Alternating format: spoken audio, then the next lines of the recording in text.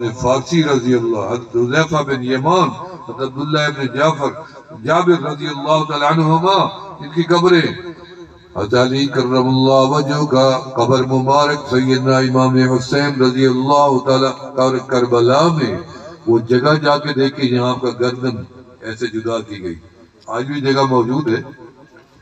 تو جب ان کی گردن کاٹنے کے لیے ان کو لٹایا گیا تو انہوں نے آسمان اور رب کی طرف نظر اٹھا کے دیکھا اور آواز دی، فرمایا رضیت برضائک یا ربی، رضیت بقضائک یا ربی، اللہ میں حسین تیری رضا پہ بھی راضی ہوں اور تیری قضا پہ بھی راضی ہوں۔ اللہ تمہیں دکھائے۔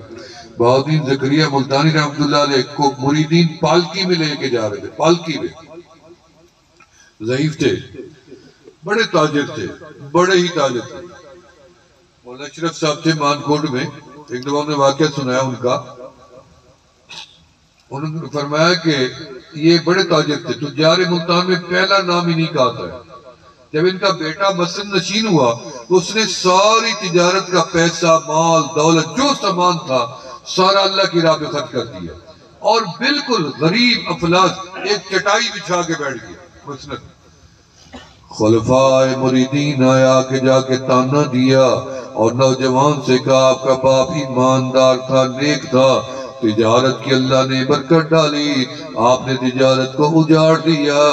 انہوں نے جواب دیا، بھائی یہ دنیا سپ تھی، سانپ تھی، مثل سانپ۔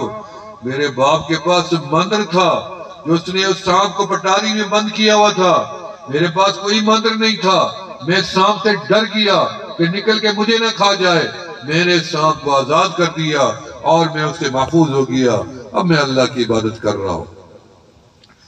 پالکی میں جا رہے تھے، ایک فقیر کٹورا لے کے حلوائی کی دکان پہ کہتا ہے میرا کٹورا حلوے سے بھر دو، مٹھائی سے بھر دو، اور اگر تم نے نہیں بھرا تو میں ملتان کو الٹ کے رکھ دوں گا۔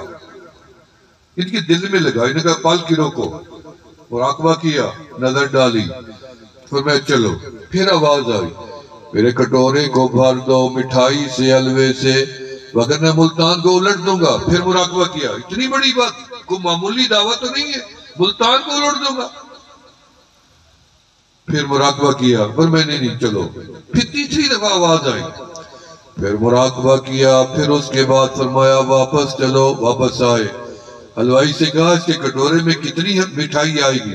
اس نے کہا جی 5 روپے، یہ 5 روپے دو اور اس کا کٹورا بھر دو، اسے روانہ کرو۔ بس اس سے کوئی بات نہیں کی، کٹورا بھر کے دے دیا۔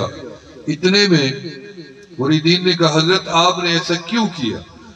انہوں نے کہا جب اس نے پہلی دفعہ بڑا دعویٰ کیا، میں نے مراقبہ کیا، کیا مجذوب ہے، اللہ والا ہے، اتنی بڑا بات جو کرے، اللہ تو قسم بھی اٹھا دے کہ اللہ کا نیک بندہ، اللہ اس کو ہانس نہیں کر دے، ایسا نہ ہو کہ پورا ملتان ہی ختم ہوا جائے۔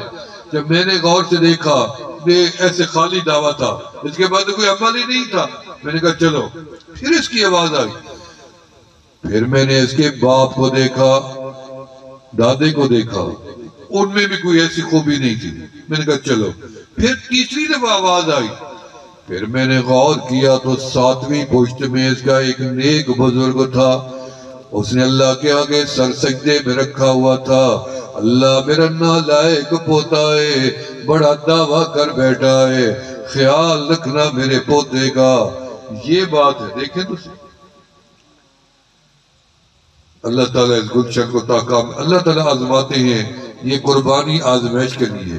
اللہ تعالیٰ اب ہماری بدنی آزمائش نماز کے ذریعے، روزے کے ذریعے، کہ سال بعد میں دیکھتا ہوں کہ میرا بندہ کیا رکتا ہے یا نہیں، سو من ہے رکنا، کس چیز سے؟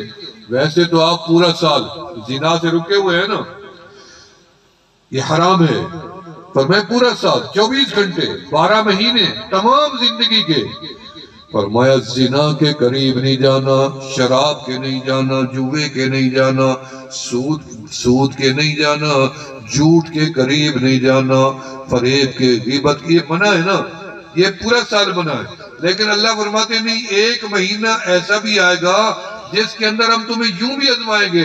جو چیزیں 11 مہینے حلال تھی تیرے اوپر، اب ہم ذرا ان سے بھی روک کے دیکھیں گے کہ تو اس سے بھی رکتا یا نہیں رکتا. حرام سے تو ویسے رکا ہوا ہے. پھر اللہ نے فرمایا کہ کھانا حلال تھا، اب کھانا نہیں کھانا، شام تک نہ کھانا. چلو جی نہیں کھاؤں گا. پانی وہ بھی نہیں پینا، نہیں پیوں گا.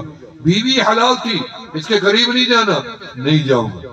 دیکھیں حلال چیزیں منع. ہم اس میں بھی اللہ کے حکم سے پورے